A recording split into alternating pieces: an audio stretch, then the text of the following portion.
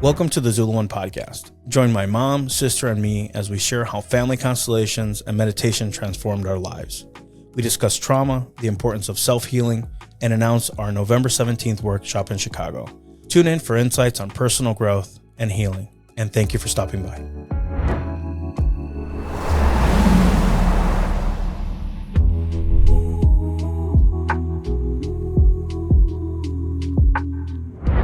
Close your eyes.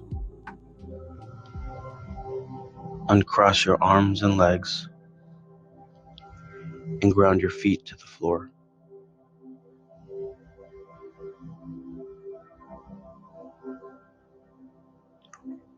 Feel the weight of your body where you are.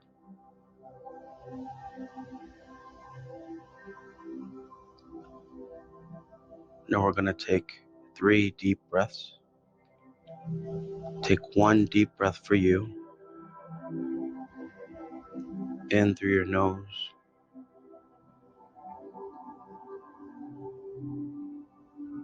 And out through your mouth.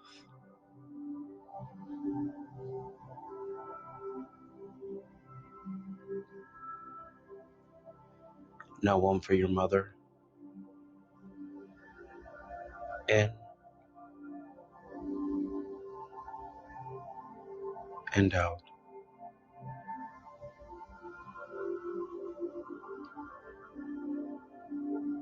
Now 1 for your father. Inhale.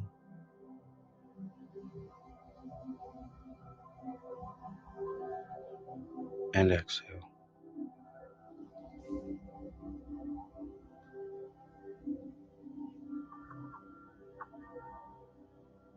Now see your mother behind your left shoulder. Close to your heart, supporting you. Even if you do not know your mother, or you had a difficult relationship with her,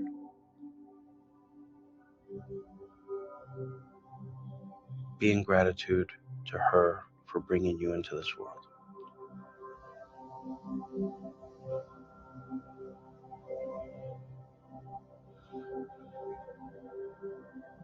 Feel her presence.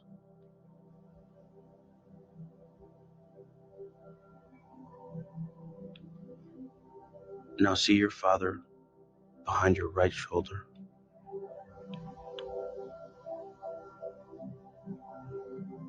Supporting you.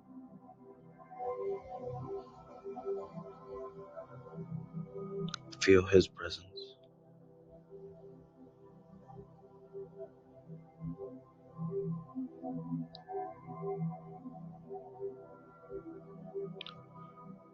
Now see your mother's parents behind her on each side.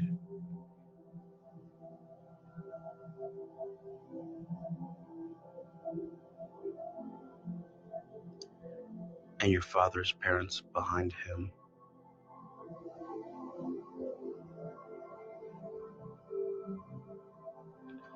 And your great-grandparents behind them.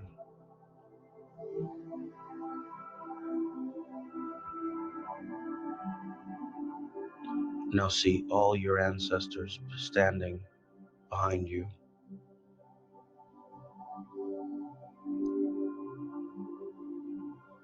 Invite all the excluded ones to join them.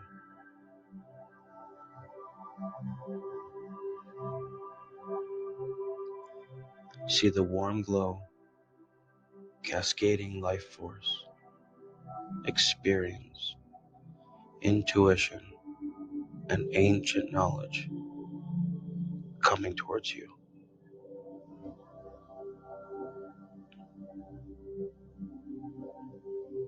Feel their presence supporting you, moving forward.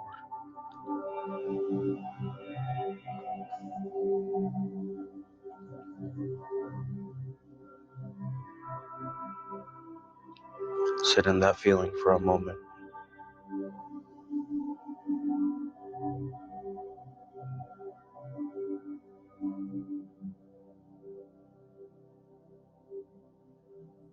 Now when you're ready, come back to the space.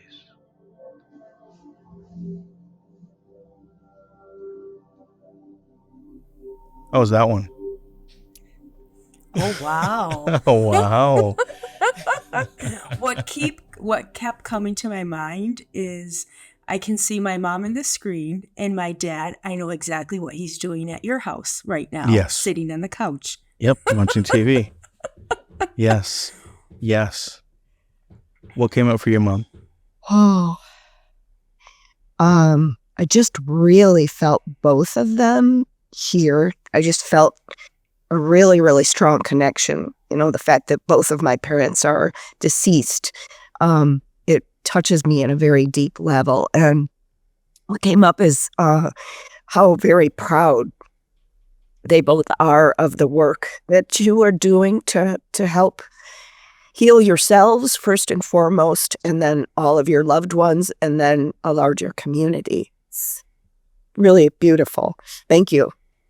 Wow, I'm gonna get emotional on that. Jeez. We're gonna just start with everybody crying. Golly, man. Jeez. Like, that's what this is all about, right? So let's everybody start crying. That's great.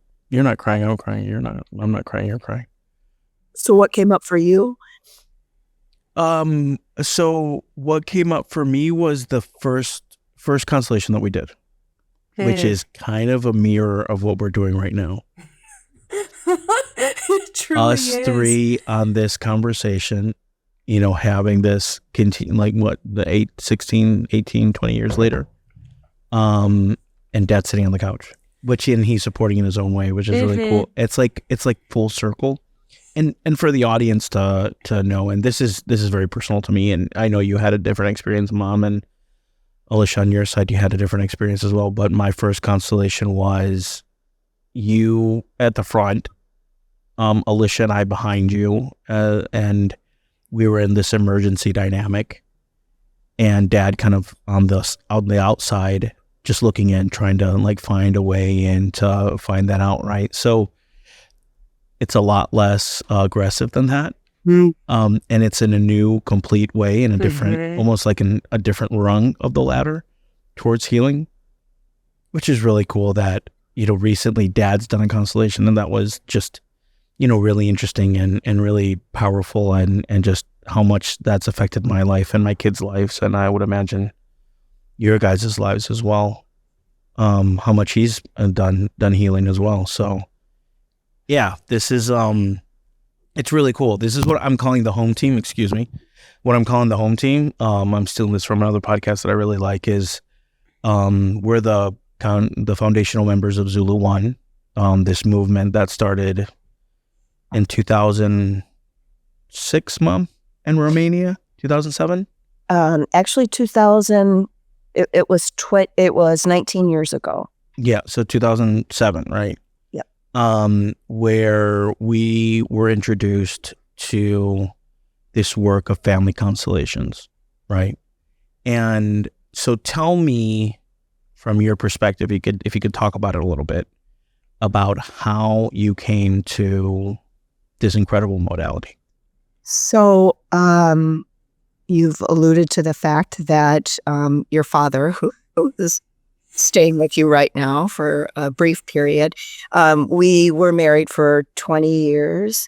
And after the breakup after our divorce, I joined the Foreign Service. I was a Foreign Service officer for the U.S. government. Lots of people don't know what that means, but it's simply part of a team of people within U.S. governments and consulates that work abroad, helping to strengthen bilateral ties in different areas. And in my specific area, I worked for the U.S. Department of Commerce, helping U.S. manufacturers find clients internationally and helping international clients to invest in the United States. So in that role... In simple terms, a diplomat. I was a diplomat. And in that role, I was assigned to live in Romania. That was my second assignment after the divorce. For the three of us moved to Monterrey, Mexico, and then I was assigned to the U.S. Embassy in Romania. And you had joined the Air Force at that point and were no longer living with us. And Alicia was taking a gap year before she started university, working at the U.S. Embassy. And we had all kind of approached the divorce in different ways. And I, for one, did not handle it well. And we were walking down the street. Alicia and I were walking down the street, and she stopped and turned around and looked at me, and she had big tears coming down her face, and she said that she was ready to go to counseling. Which I do not remember that moment at all. Oh, wow. So I don't know if she made it up or if it really happened. So I contacted the embassy, and they actually provided me with a wonderful therapist who started working with Alicia. And I thought, well, Diana? Diana. She Diana was so good. Yeah. So I thought, well, if Alicia can do this, I'm going to do it too. So I started also going to see a therapist, and I was a couple months in, and I had started dating a wonderful, wonderful man, and he came to Romania to visit me. We'd been dating for 3 years, and so he came to Romania to visit me, and then my parents came to spend Christmas with me because the two of you were in Venezuela visiting your father. And he called me. He was in Zambia visiting his daughter. And he called me. His daughter was working on a refugee camp as a volunteer. And he called me, and he was sitting right next to his daughter. And we were just talking. And I said, before I hung up, I love you. And he kind of hesitated because his daughter was right there. And he was a little bit embarrassed, but thankfully he said, I love you too. And an hour and a half later, he was dead. I got a phone call. He had been killed in a head-on collision. And my world stopped. Everything on me hurt. My hair hurt. Everything hurt. I didn't know what to do. So I called my therapist. Luckily, my parents were with me. I called my therapist and told him what had happened, and he immediately told me to come, and I went there, and we started working through the grief process. And he said, in July, there's going to be a gathering up in the Carpathian Mountains, and with a group of people, and I think it would help you a lot. And I was so distraught that anything, if he had told me to set my hair on fire and run down the street naked, I would have done it because I was in so much pain. So I had no idea what I was getting into. I packed my bag for 10 days, go up into the Carpathian Mountains, and it turns out that was my introduction into Bert Hellinger's family constellation therapy. And of the people participating, there were 33 people participating. They had brought in a facilitator named Alberto from Spain because they were founding the Romanian chapter of the Family Constellation therapists. And they were all of these people, it turns out, were therapists, with the exception of 3 of us. So that was my introduction, and we did family constellations from morning till night every single day, and it changed the course of my life. And you said earlier something, and there's a conversation we were having offline, that you said something about why Romania brought constellations to the why Romanian psychologists wanted to bring constellations to the country. Can you talk about that a little bit? Sure. So under Nicolae Ceausescu, so Romania, not to get too much in the weeds about Romanian history, but Romania was under Soviet control when the Russians pulled out. Ceausescu and his wife Elena imposed a kind of communism on Romania, which made the Russians look a bit more preferable, their form of communism, as opposed to Ceausescu's. And he was upset because they had taken out a loan from the International Monetary Fund, and the country didn't have the money to pay back the fund, to pay back the money that they had borrowed, and he was embarrassed. He was a very proud man. He proceeded to turn Romania into an agricultural country. So he moved everybody in from the outskirts of Bucharest into Bucharest and turned off the electricity. They didn't want to buy energy from other countries, so they would turn off the electricity in all of the country. They were forced into labor, so they were out working in the fields, picking strawberries, all for exports. So they were hungry. There wasn't enough food. They were cold. And Ceausescu was trying to grow the Romanian population, and so contraception was outlawed. And women would be brought in and examined to see if they were pregnant several times during the year. So as a result, you have a population of people who are terrified of being sent to a concentration camp. They're hungry, they're cold, and they're starved for connection. So you can only imagine what would happen with couples and families, and the women would get pregnant. And if you've got starving children at home, another pregnancy could mean both parents and the existing children would perish. So as a result, there were an awful lot of abortions performed, and many, many, many women died. And in fact, when Alberto Iturbe, the facilitator, the Spanish facilitator, went around this circle when we were first meeting, he went around the circle and he asked people, how many siblings do you have? And people would say, I'm an only child. And he'd go around to the next person, I'm an only child. I'm an only child. He caught on what was going on, and he started saying, how many times were your parents pregnant? And some of them, one woman in particular said 33 times, and she's an only child. Another participant said, I remember my mother being pregnant every 2 times a year, and she, again, was an only child. So there was this need in Romania. There was just this desperate need to heal the wound on the psyche of Romania. Mm-hmm. And it's just been amazing to watch how that country has advanced in terms of helping to heal the wound of their ancestors. Yeah, that's the way that I always describe Romania is that, and I got the chance to visit you a bunch of times when you were there, and also go and do constellations, which will be a conversation down the line. But I always describe Romania as a beautiful woman that was in an abusive relationship for 30 years.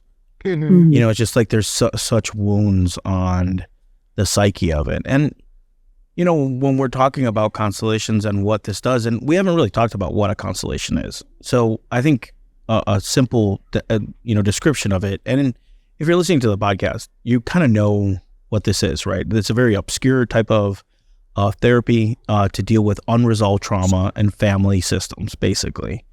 And as countries they're built by family systems. They're built by social systems. And there's this idea that trauma is carried in the systemic or collective memory of a culture. And obviously you could see that was very present and palpable in the Romanian culture. And I can't imagine how shocking that is at the beginning, but also kind of like a full circle of Vlad the Impaler being in Transylvania is like, now it's, Alberto the healer in the Carpathian Mountains saying, I'm here to heal your soul, rather than it being this, it's a kind of full circle thing rather than sucking energy out of people. It's like we're healing souls, right? And that's what this constellation work really does at the end of the day. So I think that it's such a beautiful story of out of so much pain can come so much beauty. Yes. And then the following year, Alicia came with me, and participated with the same group of people. It had grown at that point. And then the next year you came and it got even bigger. And honestly, that has to be one of the most beautiful memories that I will cherish forever, is to see the two of you working, addressing these issues, this generational trauma at such young ages, and then to have taken to that so immediately and in such a big way, and then to reach the point where we are right now is just such an incredible blessing for me. I it's hard for me to articulate how proud it makes me. Thank you. I appreciate Yeah, thanks. that. So, Alicia, what was your first impression about mom coming back and saying, "Hey, I'm looking at this modality and this is a weird kind of thing." What was your first initial reaction about it? So for me, like, I was going through a process of moving to the United States to go to college. I was going to go to College of Charleston, and things didn't work out, and I ended up going to Michigan. So I was like in a transitional period. I decided to stay longer in Romania to be with mom because after, Tom passed away, I didn't want to leave her alone. So I got a job at the embassy, and mom would tell me about this, and it would like go through one ear and leave the other. Obviously, I wasn't ready to hear and to fully understand how deep she went in her healing and how vulnerable she was. So when she invited me the following summer, she said, "Hey, just come to the hotel. It's in the Carpathian Mountains. You can hang out by the pool. You can hang that. I swear to There's God. no pool. There's no pool there. You can hang out by the pool. You can hang out by the pool. You can, just relax and enjoy the hotel. You can go hiking." And I was like, "Sure, that sounds great." So I get there, and I really had zero interest in participating. Also, it was pretty expensive. So I did know that. So we get to the hotel, and it was like bare minimum. Yeah. There was no pool. There was no TV. There was only like 3 channels. And they're all Romanian. Yes, they were. They were all Romanian. I couldn't go hiking because there were bears everywhere. Ursus. So I couldn't go hiking by myself. So I basically, for the first day, just stayed in the hotel room watching TV. Like, that's all I did. Watching Romanian TV, like Romanian soap operas? TV. Yes, exactly. Well, a lot of them were Venezuelan and Colombian soap operas. So translated into Romanian? No, in Spanish. Oh, wow. Okay. Yeah. So Romanians are very skillful with their languages, that a lot of them learn Spanish through soap operas. Wow. And a lot of them from Colombian and Venezuelan soap operas. So that was really neat. There should be a global class on just learning languages through soap operas, because so many people that we know have learned languages through soap operas, right, Mom? Yeah. So so you're bored out of your mind in the hotel room. Okay. And mom's like, "Yeah, you're going to be able to see me." I never saw her, only for lunch. And then I see all these people like super excited. And then that night she talked to Alberto, and she said, "When it's my turn to do a constellation," because when you're in a group constellation, they put everybody's name in a hat. And throughout the constellation, they start picking out names. And if your name gets called, then it's your turn to work on something that you are struggling with, or something that you want to see, something that is very important for you at that moment. So she asked him if, when it's her turn, if I could be there. So I was like, "Okay, yeah, I'll do that. Like, I'll do anything." Like, I was bored out of my mind, and we were going to be there for 10 days. So, I sit down in the circle, and I'm like, "Okay, this is really exciting." She starts to work on her constellation. And the first thing I noticed was the person that was representing me. This is a lady that I've never seen in my life. I don't know any of the people in the circle. The only person I know is my mom and my therapist. My therapist, Diana, was there participating in the family constellation as well. And I started to see that she would do movements that I normally do while she was representing me. And then there was another gentleman that was representing you.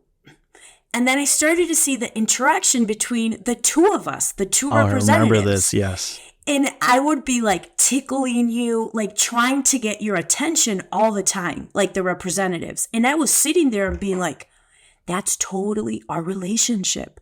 I'm always looking for his attention, especially tickling, because you don't like when I tickle you because you get a little nervous. I do not like that. No, I don't like that. So when I was able to see the physical similarities, that's when I was like, oh, wow, this is super powerful. And then when I was able to represent someone, then I was able to feel the energy of whoever I was representing. And I was like, oh, wow, this is incredible. So little by little, the more I participated and the more I saw, the more I was able to understand what Family Constellations was all about. And then the following year, when you did it, you know, how did you feel? Now it's your turn to tell your story. When you guys first told, I don't remember where we were, but we were sitting at a table, I think in Marshall. So my mom's side of the family's from Michigan and my dad's side of the family's from Venezuela. That's kind of our dynamic, right? And you guys live in Chicago currently, and I live in South Florida. So that's why sometimes you'll hear them say my name as Alicia, because that's my American name that I don't go by, but that my brother and mom use all the time, and that's totally fine. Or sometimes you'll hear them say Alicia, which is the name that I go by because I'm majority surrounded by Spanish people.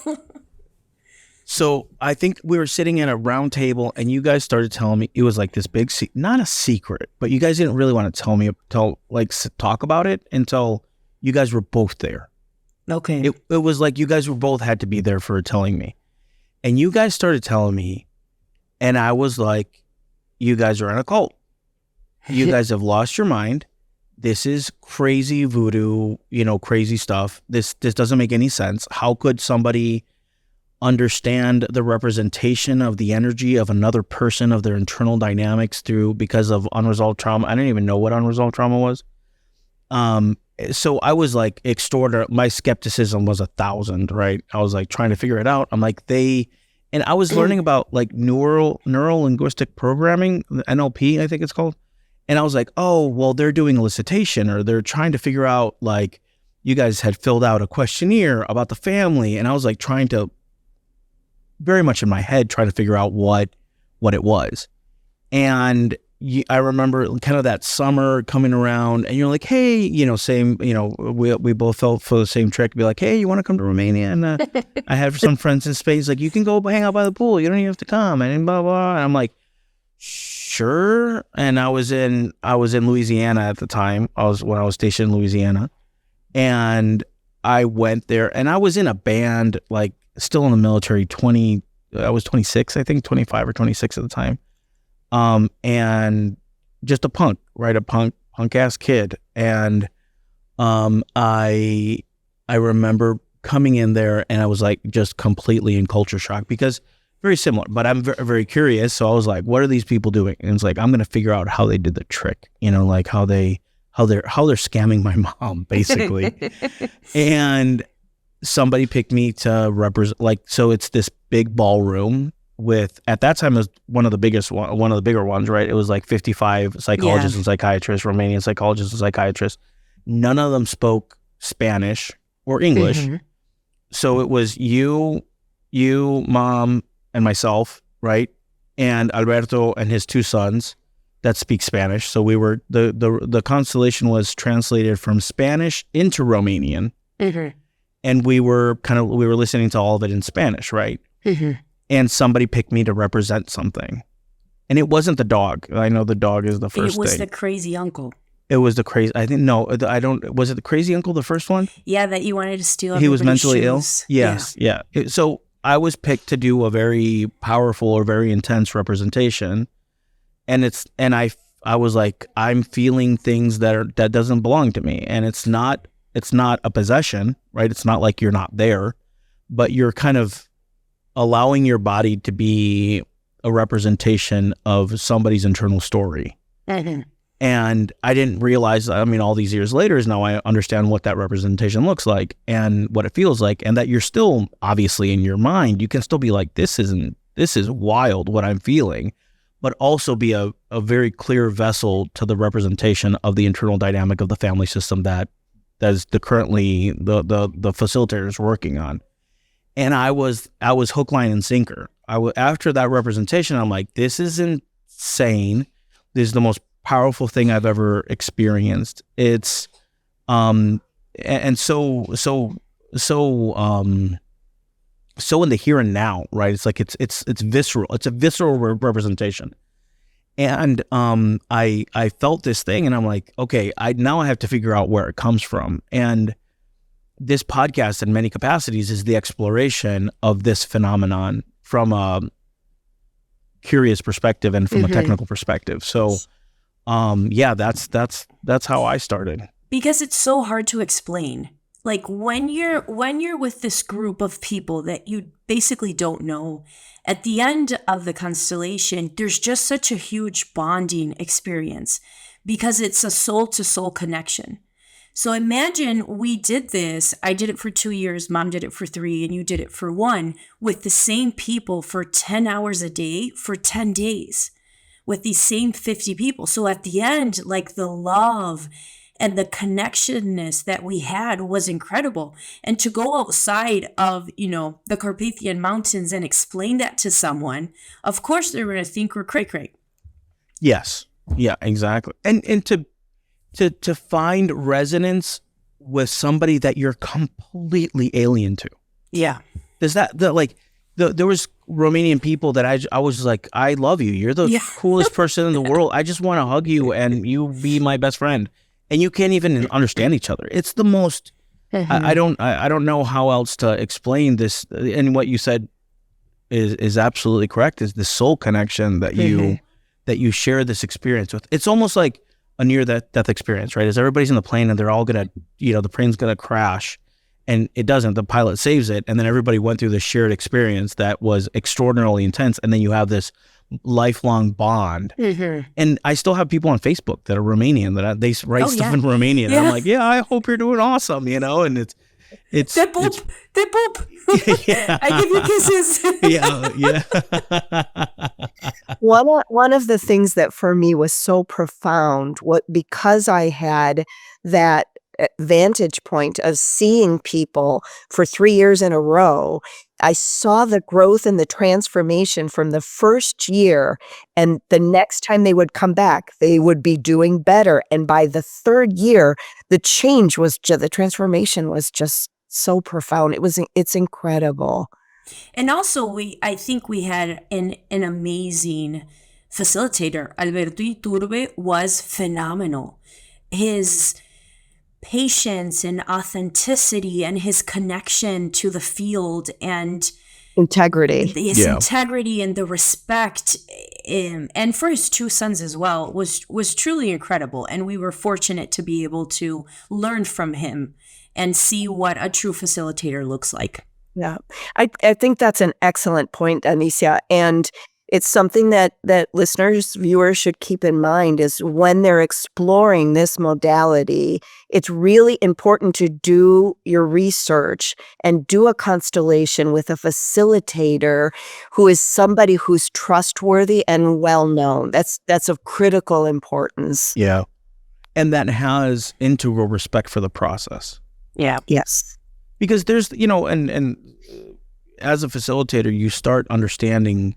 You're like, oh, here are the traps that people can fall into very easily, because most people wanna fix other people, and it's like, and it's so ego driven to be able to do that, right? And it's like you just create the place where they can do that, and that's it. That's your only responsibility, is to hold the sacred space of where that healing is happening and go as far as the person is ready to go at that moment. Yep. And it may not be a happy ending. Yeah. Yeah. And that's okay. Yeah. That's why we have to keep reminding ourselves that, maybe in this lifetime they're not ready, and it's okay. But I think that's the hardest part. Yeah. Yeah. Yeah. I know that I feel very weird that I don't struggle with that. Like I struggle from me as me as the person, but as the facilitator, you're just like, this is what it is, and that's it. And it's like, yeah, you just kind of like, it is. This is what it is. This is how as far they're going to get, and that's okay. And then you just move forward from there. But as a person, oh yeah, as a person, I can have it's really understanding, difficult. yeah, and then really understand where the person's coming from, yeah. But it's like that position as like I when I first met Alberto, I was like, man, he's so rigid in his boundaries. Like it was my internal judgment of my ego, like not understanding why his boundaries were so rigid. And then after all these years, you really understand is that, that those boundaries create structure, and structure you can build upon. And you can build upon that deep healing, right? Because if you don't have strong boundaries and you're loosey-goosey with those rules, it muddies everything and entangles everything. And the thing that we're trying to do as putting on these workshops is to disentangle people from unresolved trauma that doesn't belong to them. Mm-hmm. Not to re-traumatize and re-entangle them into another dynamic, and you as a facilitator not protect yourself and the sanctity mm-hmm. of the space to be able to create that safe container. Yeah, that safe container. Yeah, that's a so that's a good way to put it. So what looked like rigidity to you is actually integrity. Yeah, 100%. 100%. Yeah. Hi guys, I'm John, host of the ZuluOne podcast. At the ZuluOne podcast, we focus on having conversations about unresolved trauma in cultural and family systems. If you like what you're hearing, please consider becoming a monthly supporter. The link is below. Thank you. So, I think over the next few years, we're going to be doing this on a regular basis, coming back to do the home team, right? And I want to pick up some heavy stuff. Like, we just had a wild election that we went through, to go and have some commentary on, the stuff that we're looking at it from a systemic perspective, from a systemic lens, and have some hard conversations about what that looks like. And I can't wish for two better people that I can do it with. And I'm really happy about this. This is going to be a lot of fun. And, some of the people that I have the most spirited debates with in the world are the two people that are on this podcast, right? And I hope to have some of those hard conversations and spirited debates here, right? For us to be open and vulnerable and authentic in who we are and have that conversation. And if we disagree, and that's okay, we're going to be able to disagree. And we're going to be able to do it with love and coming from a place of understanding and build on this. I think that we have an opportunity to show people what it is to disagree and detach with love, right? Still from a place of respect, still from a place that we disagree on several things, but we know that at the end of the day, we're looking at the best version of each other, right? And from a place of love and from a place of connection and understanding, rather than a place of judgment and entanglement. And that's what the power of constellations is. You can take what's yours and leave the rest behind and just keep moving forward, right?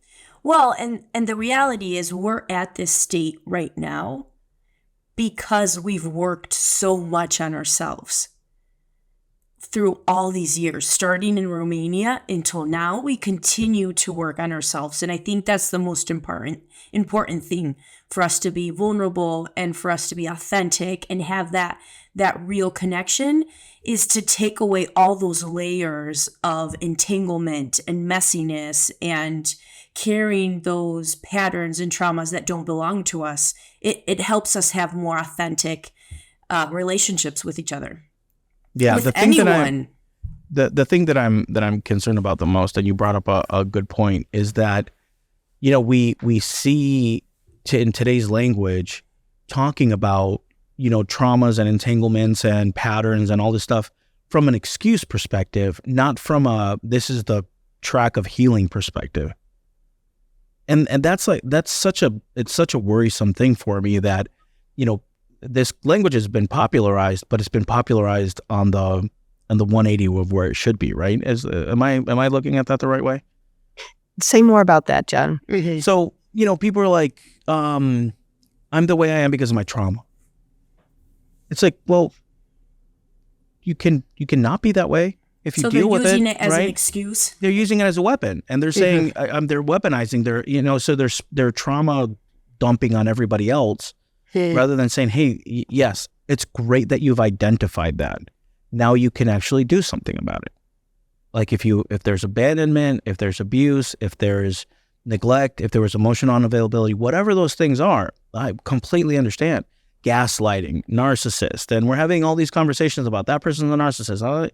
It's like, let's get to a level where we can really start having the conversation and be like, if you're entangled with a narcissist, there's a lesson that you have to learn, right? If you're in an abusive relationship, it's maybe recalling to your childhood of where that came from. So let's look at that and start giving people the tools and really educating people about that. These wounds are pathways to healing rather than being patterns that we have to repeat out of loyalty to our family system. Yeah, that's so well put, John. But darn, that means I have to assume responsibility. Yeah, that sucks. It does. Who likes to do that? It sucks. It sucks. It's terrible. I know, and I didn't want to assume responsibility. I'm the person that has to assume responsibility for every action in my life. I am the common denominator of everything that happens. Yeah. Yes, both good and bad, and that's a tough pill to swallow. Yeah. But one of the reasons why we have these podcasts is to teach people, is to make them aware of this healing modality that we've seen such a huge change in our own lives and that we're so passionate about, that we, created this space to be able to share with the world. As an educator, I teach in Chicago and Chicago Public Schools. And I talk a little bit about my students about, generational trauma, and we meditate, and we do activities of being grateful, and, little by little, we start to help people become aware of these types of patterns so they have the opportunity to be able to heal them when they are ready. And that's the hardest part, is when they are ready to do it. Yeah. Yeah, I could definitely see how people won't be ready for a little while, right? Until they start getting educated about that. And I think that's the point of this, right, is to have that conversation. But, I think from your perspective, it would be interesting from your perspective to understand, because you're on the front lines, right? Mm-hmm. Like I was at, my kid's school today, and we were talking about, how much teachers are dealing with mental health issues. Mm-hmm. It's like so many people have just, after COVID, after everything that we've gone through, are just literally screaming for help. And they don't have effective methodologies of dealing with that. Therapy is great. Medication has its purpose. All those things have their purpose. But I think we're evolving to some more, to need some more effective tools. And that's why I'm such a fan of Constellations, is like that you can, what if we created a world where, people got the mental health support that they needed to be able to break these generational patterns, and they're not trauma dumping on their students. Yeah. Because at the end of the day, that's what it is, right? There was one of my kids, was saying that their teacher had lost their husband, right, on the previous year to cancer, and she just like trauma dumps on the kids that are in class, and it's like, man, I really feel for this person, but they should get the help that they need, right? That they should have the effective tools to be able to deal and cope with this stuff, because you have such influence over young children that you really have to have the right tools to be able to deal with that. Do you see that in your environment, in your ecosystem?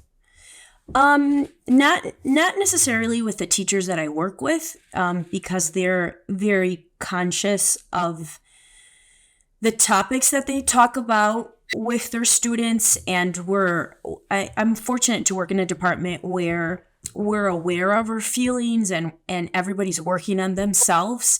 So we don't have the opportunity to trauma dump to our students.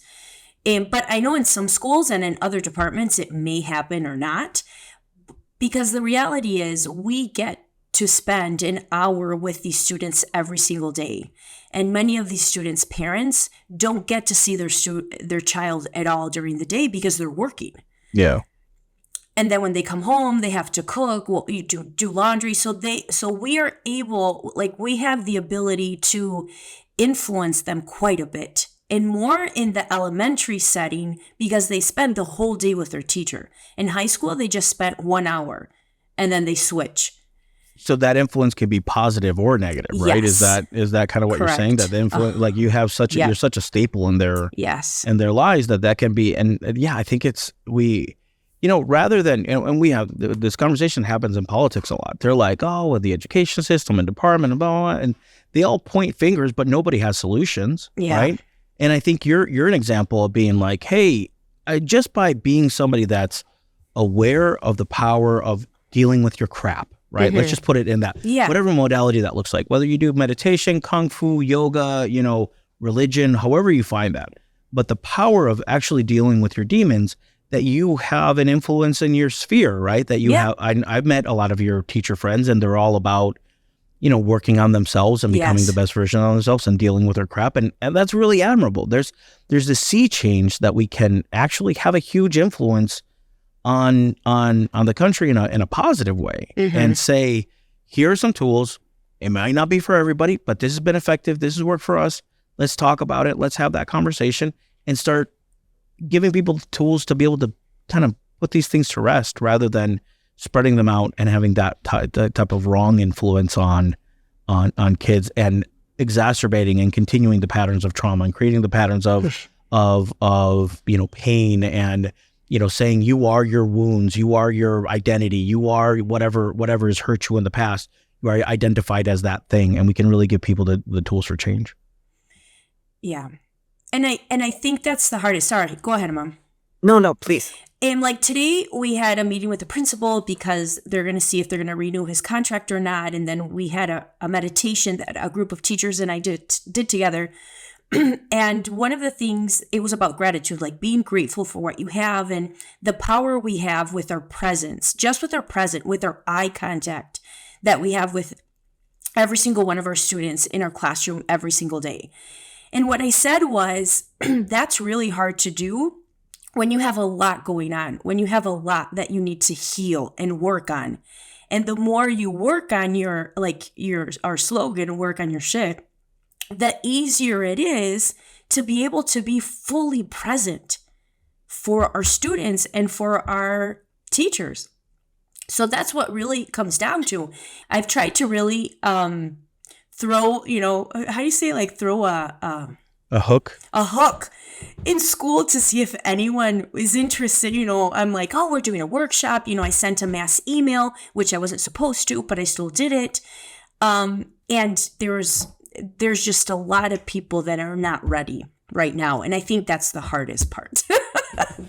But I think just even doing, gratitude and meditation is humongous. Like that cracks the door a little bit, that there's people that can't even be, what are you grateful for right now? For the can't two come of up with you. one thing. Well, can't come up thank you. Can't come up with one thing, right? They can't say, I'm grateful, I'm grateful for opening my eyes, or for being here, right? That I can breathe, that I'm not in pain, that I'm sitting in a chair, that I have some light, that I have electricity. Whatever those things are, to really give people the tools to change their mindset. Because if they're in a negative thought pattern, they're going to that vortex pulls everybody in, and it just has such power. Whether you're in a positive mindset or in a negative mindset, you can pull everybody into your vortex and make it contagious. And that contagion, it goes both ways, for both positive and for negative feelings. Well, is it the Brazilian school system that utilizes family constellations? No, so the Brazilian court system. For a divorce. Yeah, so it uses as a divorce mediation. So imagine in a court where people are, divorces are wanting to take everything from each other and take the kids and do this stuff, rather than destructive, framework. It has a reconciliation to it, right? It has a balancing, a give and receiving, an exchange principle. Everybody has their place in the family system. Nobody is excluded. You really have those things to say, and not from exclusionary to say everybody's, like the kind of the modern definition of what that looks like, that everybody from the family system has a right to belong in that family system. Mm-hmm. Yeah. And it's remarkable that Brazil is doing that at that level. And I think that the percentages of divorce rate has gone down by 50%. Really? Which is remarkable. Oh, wow. Jeez. Yeah, I didn't know that. That's Bueno, let me fact check that right now. Okay, I would fact check because that's a big. We might have to fact check that one. So we might have to look it up. Well, maybe we'll have to, put a correction out there on our website on the 50%, decrease, decreasing 50%. Yeah, on. Where's Joe Rogan's Jamie? Yeah, exactly. Where's Joe Rogan's Jamie to fact check that? Yeah, I was just going back a little. One of the phrases that I found very frustrating that I read the other day. It said, "Not everybody wants your help." Like, oh well, yeah. But I think one of the things that I've heard from people who are resisting working on their shit is that no, I don't want to open up that can of worms. Let's just leave it as it is. I've reached this stage of my life. I'm not going to touch that.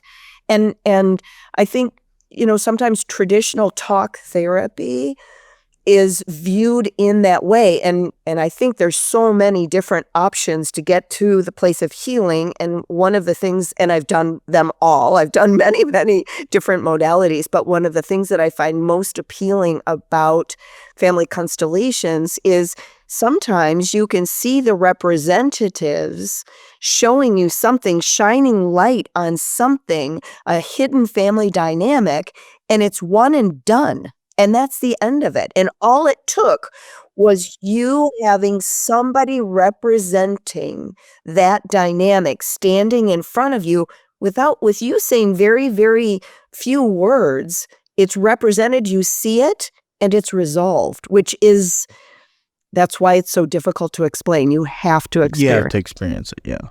Yeah, it's like telling somebody what it is to go to a movie that's in IMAX and 3D when they've never, even been to a movie theater, right? It's such a difficult, and that's like, and I'm blown away by people's humility and trust when they were like, okay, I'll go.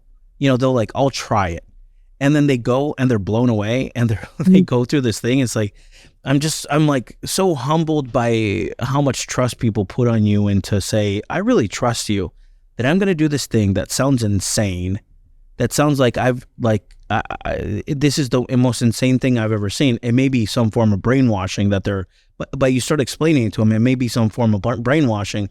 And then they're on the other side of the looking glass, right? And they have this extraordinarily cathartic, profound, healing experience. And they're like, okay, now I get it. And you're like, how do you, it's almost designed not to sell or to promote or to build with people, because there's people that have done it and there's people that haven't. And, you just kind of have to trust and get enough systemic momentum to get enough people to do it, that they're, the echoes of their healing reverberates through their family and social system. And then little by little, we can change the tide of connecting rather than separating.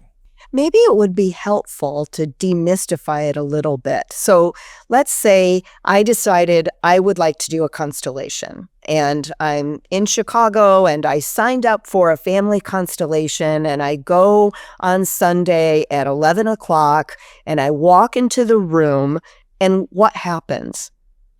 Oh, so good thing that you brought that up. Just happens that November 17th, this coming Sunday, we're going to be hosting a family constellation workshop at the Hairpins Arts Center. Art Center, yeah. Art Center in Chicago. Logan Square. In Logan Square. On Milwaukee in Chicago, Avenue. Illinois, at 11 p.m. Central Time? No, Yes. 11 a.m. Sorry, 11 a.m. Central Time. It's a good thing that you brought that up. What would they expect? So about 25, 30 people sitting in a circle. Starting Why out. a circle? Why don't you sit in rows? Why a circle and why you sit in rows? That's a great question. I think this goes into our ancestral DNA that, we would all go through the fire pit, right? Or the fire. And as a tribe, we would sit around in a circle and everybody would communicate and commune. I think there's a lot of power in a circle. AA meetings are in a circle. Al-Anon meetings are in circles. Prayer circles. The circle is a very, very powerful dynamic, and everybody is sitting on the same dynamic, right, or the same pain, right? They're equal, right? Everybody's sitting around in a circle, and what actually happens, what I start with is usually an exercise, and an exercise is what we would consider a mini constellation. And that exercise would be a way to everybody ease into the process of constellations, because the reality is that this work is extremely deep. Mm-hmm. We jump into the deep end very quickly. And what ends up, some people may ask, like, what if I don't know what to talk about? Or what if I don't know what to say? Or what if I don't know what to ask? Or what if I don't know what I want to work on? What usually comes up is like the first order of business, is like how I like to put it. And so you can say, I'd like to work on the relationship with my mother or the relationship with my father. You can start that. I want to work on the relationship with my parents. Like, I may not have a good relationship. They might be emotionally unavailable, whatever dynamic is there. And then the circle, right? And then you pick a representative to represent your mother, somebody to represent your father, and somebody to represent you. And then the dynamic plays out. The magic begins. And why wouldn't you just have, you're my facilitator and this is my constellation, why don't I just go in the circle? Why is it important that someone represent me? So many times people are in there. So the family constellation, the work is a work of the soul, not of the head, right? We're uncovering the hidden dynamics that are inside of ourselves, rather than saying, oh, the stories that we tell ourselves from our childhood or whatever that looks like, that, oh, I had a perfect childhood, nothing happened. And then you put the constellation together, and then there's these dynamics that you're like, oh, that's actually deeply resonates with who I am. So you usually pick a representative that somebody that represents you, so you can sit as a bystander and gain a new perspective of the family dynamic. And if I were in that circle, my loyalties to my ancestors would prevent me, it would stop, it would block it, right? Yeah, and loyalty is a really, really, really powerful mechanism in this work.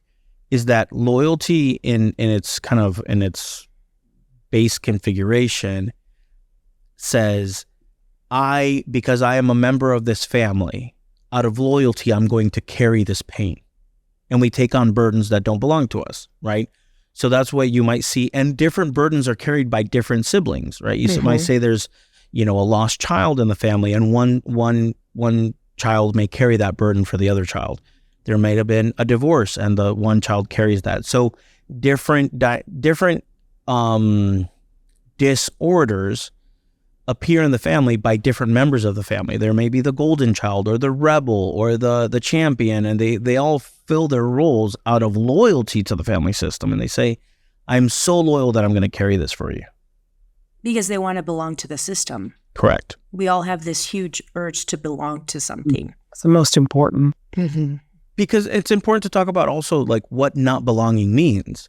I think ancestrally not belonging means you get cast out of the tribe and you literally die. Mm-hmm. So not being part of the tribe, not being part of the family system is you're going to, go out and into the savannah or wherever, into the jungle, and you're going to perish. You don't have the power and the refuge of your peer group. Yeah.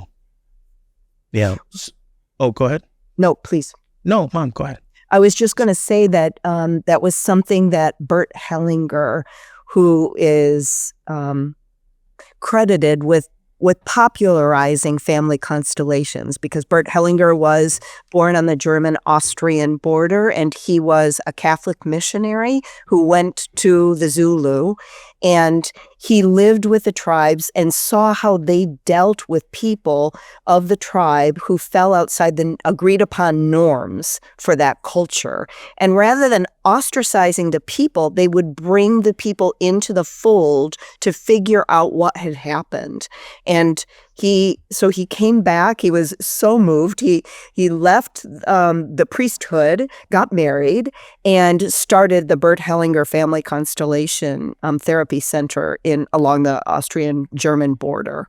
And from there, it's just grown throughout the world. And what I find really fascinating is that his work continues. He's died. His wife, his second wife, continued on a bit of a different realm of family constellations, but the institute still exists to this day, and you can find facilitators who actually studied alongside Bert Hellinger, and they say that toward the end of his life, when he would facilitate constellations, you would go into, sit next to him in this big, huge circle, and there were no words exchanged. No, it was an auditorium. Because there's no need for words, because what happens in that circle, which is denoted as the field of consciousness, everything is known.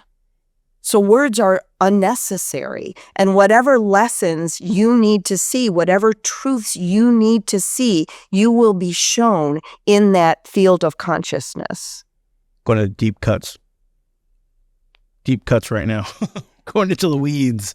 Yeah. I mean, I know that may be difficult for some people to understand, but there is profound movement in, when you get the people together and get into that circle to be able to have that healing modality take place, right? Well, and it kind of goes back to what we were talking about, the importance of connection, which is my definition of spirituality, is we're all connected, and we're connected to whatever you want to call that source. And even before, when I sign up for that family constellation on Sunday, even before I arrive, I am already connecting to the universe, to the source. And there may be impediments. I may get a flat tire. Somebody may call me, somebody who's in my life who is uncomfortable with me growing because they're afraid that they may be left behind. There's going to be impediments sometimes that pop up that prevent us from breaking away from that loyalty. Yeah. And then when you get into the room and you feel this connection that Alicia was talking about, it's absolute magic. Mm. Yeah, the systemic resistance of not allowing you to break free from what that loyalty is, right? And every excuse in the world will be able to show up. It'll be like, hey, my kid's sick, or I got a flat tire, like you said, or my car broke down, or whatever that looks like. One time I broke my toe. Yes. 2 days before a constellation. Oh, that wow. I was attending in Miami with Eric Lopez. Oh, wow. Yeah. Wow. Yeah, that's profound systemic resistance. There. I wobbled. You just waddled on over to the constellation. I'm not going to miss this. Toe and everything. And Jeez. I'm so grateful because I'm so grateful that I went, because now Eric comes to Chicago twice a year and he does shamanic family constellations that are extremely powerful as well. So, and I think that's a good thing to kind of transition to, is that, family constellations are not very popular in the United States yet. I think it's right before where yoga was in the 80s, right? Like at the cusp of becoming extraordinarily popular. But it has entered the zeitgeist in some capacity, right? There's been some Disney movies about it, right? Encanto is, and I talk about this way too much on this podcast, but the movie Encanto is about family constellations, about unresolved inherited trauma and family systems. That's really what it's about. And, people like Eric and we've kind of over the years amassed this community of people that are really into this modality of healing, that are really creating their own versions of the work too, which is really cool. And really evangelizing evangelizing is not the right word, but really amplifying the voice of what this work is. And I think we're about to experience, and even with everything that's going on in the political space, everything that's going on in the cultural space, I think ultimately, and this is my own thought, right? So I won't speak for anybody, but I ultimately think that what's happening in our cultural landscape is the systemic resistance before the healing. Yeah. Yeah. It is that systemic resistance. I really hope it is, because I can't attribute it to anything else. You know, I can't attribute it to anything else, regardless of what your politics are, regardless of what your views are, if you're conservative, liberal, if you're a GDI, as my grandfather would call me, you know, whatever that is, like I think that this is, at the end of the day, what this signifies is that systemic resistance, because we're at the cusp of it. And there's no coincidence that this work and the systemic resistance is happening, and all this the distractions that we're experiencing and all this stuff is coming into at one point and one intersection. And we're relaunching the ZuluOne podcast, talking about healing. And you can't imagine how many people have been like, I've never heard somebody put it that way. I've never heard anybody talk about trauma in this way. It's not left versus right. It's not up versus down, polka dots versus stripes. It doesn't really matter. Like, great. You know, you have your views. That's awesome. More power to you. What we're talking about is the thing that unites us all, which is our shared experience and that systemic connection between our members of the same family. Everybody came from a mom. Everybody came from a dad. Unless you are immaculately conceived, I'd love to meet that person, right? We all came from two parents, and they came from two people, and they came from two people, and they came from two people, and they came from two people, and so on and so forth until the first ancestors that ever walked out of the ocean or whatever the hell happened, whatever anybody knows what happened, we all came from a system. And we have a shared experience. We have a shared collective momentum that came into expressing what we are today of everybody before. This shirt was designed by all the people that designed shirts from the past. Everything, this microphone, everything is a continuous expression of everything that came before it. Why wouldn't our trauma and our culture be the same thing? And people don't realize how their trauma can translate into their workspace. Oh, yeah. And I feel like that's what's happening at my school. Like, what we're seeing in the government is starting to translate into our school. And it's just like, oh, wow.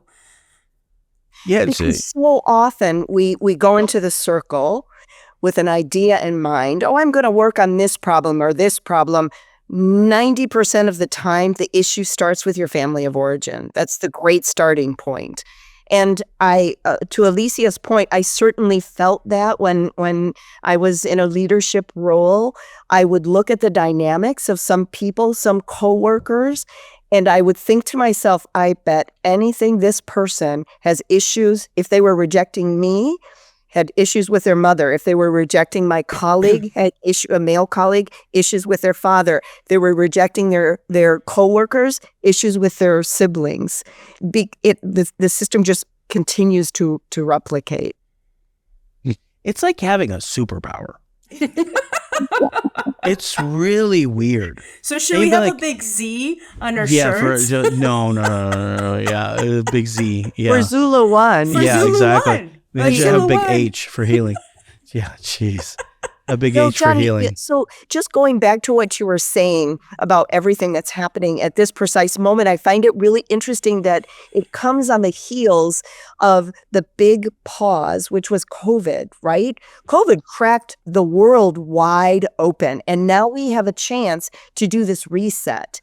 And I was actually talking to Alicia's husband yesterday, and I found myself we were just talking about politics, and I was sitting on the couch right behind Alicia, and I found I hadn't really processed what I was feeling, and we were just having this exchange, and I was talking, and all of a sudden I got tears in my eyes, and I felt the emotion coming up, and I remembered your words, which you have repeated to me several times, and that is, where logic isn't present, entanglement is. Oh, yeah. And I realized that my reaction was so oversized that I've got some work to do around that. What a gift. Yeah. I mean, at the end of the day, that's a gift. And to be able to identify that and not get pulled by that like trauma activation of what that is, that you had, like, that in itself, it creates such a self-awareness to say, like, oh crap, there's something here that I got to deal with, and this doesn't belong here. Like, this belongs to the other thing. This belongs to whatever happened for whatever, thing I haven't been able to resolve, whatever that looks like. It's like, it's such a gift because it gives you a map to be like, deal with this next. Mm-hmm. It's such a gift. I'm beyond ecstatic that we're relaunching the podcast, that we're having this conversation, that we're creating this momentum towards healing, that I'm doing it with some of my favorite people in the entire universe, right? And I'm filled with gratitude. I'm so excited about this. I can't think of a more worthy cause than to do this, and to do this with you guys. Like, this is just like it's such a blessing, and it's such a gift. I get very emotional when I even think about it, because it's being deeply aligned with your purpose. And it's the Japanese call this, like, can't remember what they call it, but it's a word with I. It's like ikigai or something. And yeah, ikigai, exactly, ikigai. Thank you, Ian. It's when your purpose aligns with what you're good at. Mm-hmm. It's like this. It's like you're just like in this profound alignment of what this looks like, and it's such a cool thing. And everything in our lives has led us to this exact. All the pain we've experienced. Several deaths in our family, untimely deaths, very difficult deaths. But I'm not going to say, I wish that would happen, but there's so much goodness and so many lessons contained in all of those experiences that have led us here. And I was going to say, John, it's not just the three of us, it's the three of us and and your father and all of the ancestors behind us, because we walk through life thinking we have to white knuckle it. I feel so alone. Nobody understands me. Nobody has ever lived this kind of pain. You forget all of the pain and all of the lessons that your ancestors lived. You embody. You carry all of that ancient wisdom inside of you. That's another superpower. Yeah. You just tap into it, which we did through that meditation. It's so powerful. You can always go to, and Michelle Bleckner, our dear friend Michelle, always says that your ancestors are overstaffed and underworked. Mm-hmm. They're ready. You have all these people standing behind you that you can just sit down, close your eyes, connect, and be like, please show me what I need to do next. Please show me what I need, or please support me, or I have all these people that are supporting me. And regardless of the relationship, regardless of the circumstance, regardless of the stories, regardless of whatever that looks like, that you can go always back to that resource. You're absolutely right, Mo. That's a very good point. But going back to what you were saying, it's just really, really amazing that the three of us have come together, because we have a same purpose, and that is to share this healing modality with the world.